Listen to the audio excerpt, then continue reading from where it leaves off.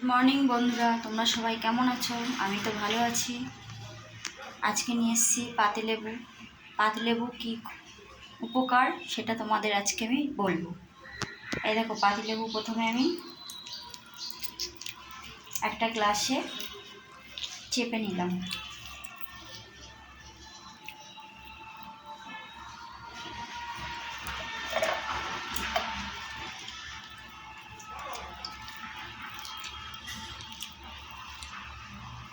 পাতিলেবু একদিকে weight loss করতে খুবই ভালো, ওয়েট লস করার দিকে।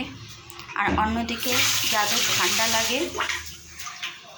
ঠান্ডা লাগে, ঠান্ডা বেরোয় না, তাদের পাতিলেবু খাওয়া খুবই উপকার।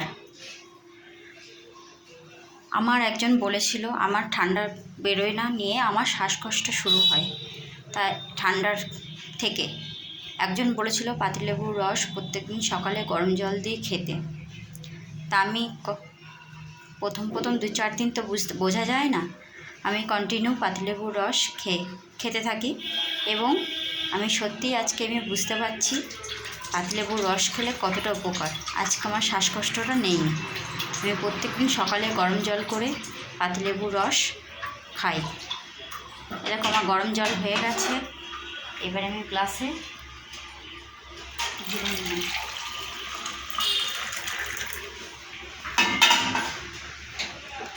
তাই বলবো, তোমরাও পাতিলেবুর রস দিয়ে গরম জল দিয়ে খাও, এতে তোমাদেরও উপকার হবে যাদের ঠান্ডা বেরোয় না। যদি কারো উপকার হয় ভিডিওটি শেয়ার করে দিও, তাতে অনেকের উপকার হবে। বাই বাই বন্ধুরা।